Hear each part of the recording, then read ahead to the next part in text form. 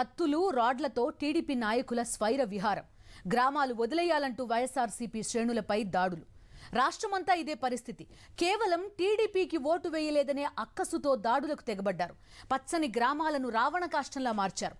సొంత ఊళ్ళు ఇళ్లు వదిలి వెళ్లాల్సిన దుస్థితిని తీసుకొచ్చారు. ఇదేనా ప్రజాపాలనంటే? ఇందుకేనా అధికారంలోకి వచ్చింది? టీడీపీ అరాచకాలపై సాక్షి గ్రౌండ్ రిపోర్ట్.